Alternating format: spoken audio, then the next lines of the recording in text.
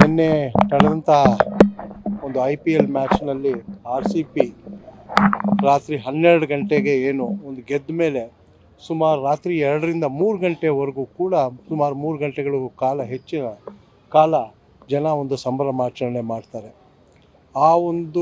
ಅವತ್ತು ಎಲ್ಲಿ ನಿನ್ನೆ ಪ್ಲೇಯರ್ಸ್ ಇಲ್ಲ, ಯಾರೂ ಇಲ್ಲ, ಆದರೆ ಎಲ್ಲ ಒಂದು ಹೋಟ್ಲುಗಳ ಮುಂದೆ ಎಲ್ಲ ಸರ್ಕಲ್ಗಳಲ್ಲೂ ಕೂಡ ದೀಪಾವಳಿ ಕೂಡ ಹೆಚ್ಚಿನಾಗಿ ಕೂಡ ಪಟಾಕಿಯನ್ನು ಸಿಡಿಸಿ ಮಾಡ್ತಾರೆ.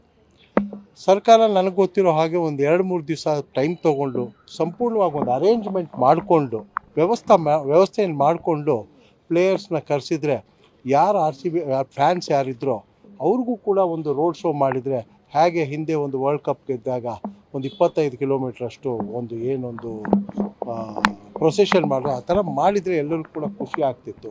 ಆದರೆ ಯಾವುದೋ ಒಂದು ವ್ಯವಸ್ಥೆ ಇಲ್ದಿರ ಈ ಸರ್ಕಾರ ಗೆದ್ದಿರೋದು RCB ಅವರು, ಆದರೆ ಇವರು ವಿಧಾನಸೌಧ ಮುಂದೆ ಅವ್ರಿಗೆ ಸನ್ಮಾನ ಮಾಡಿ ಇವರೇ ಗೆದ್ದಂಗೆ ಬಿಂಬಿಸ್ಕೊಳ್ಳೋಕೆ ಹೋಗಿ ಇವತ್ತು ಜನಗಳನ್ನ ಇವರು ಕೊಲೆ ಮಾಡಿದ್ದಾರೆ.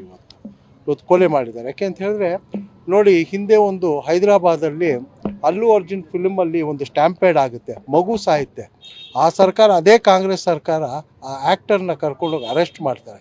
ನಾನಿವತ್ತು ಡಿಮಾಂಡ್ ಮಾಡೋವಂಥದ್ದು, ಇದಕ್ಕೆ ಡಿಸಿಷನ್ ತೊಗೊಂಡಿರೋವಂಥ ಸರ್ಕಾರದ ಮಂತ್ರಿಗಳನ್ನ ಫಸ್ಟ್ ತೊಗೊಂಡೋಗಿ ಒಳಗಡೆ ಹಾಕಬೇಕು ಇವ್ರನ್ನ. ಇದ್ರ ಜೊತೆಗೆ ಇವತ್ತು KSCA ಸ್ಟೇಡಿಯಮ್ಮಲ್ಲಿ ಸುಮಾರು 19 ರಿಂದ 21 ಗೇಟ್ಗಳಿದ್ದಾವೆ.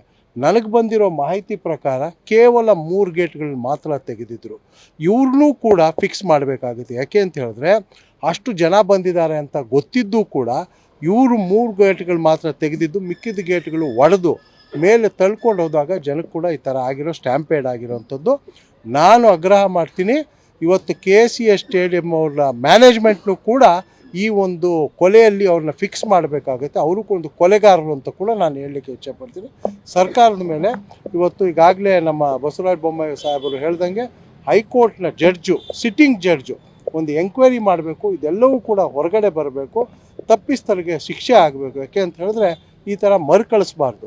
ಈಗಾಗಲೇ ಸುಧಾಕರ್ ಸರ್ ಹೇಳ್ದಂಗೆ 17 ಕಡೆ ನಡೆದಿದೆ ಈ ಥರ ವಿಜಯೋತ್ಸವ ಬೇರೆ ಬೇರೆ ರಾಜ್ಯಗಳಲ್ಲಿ.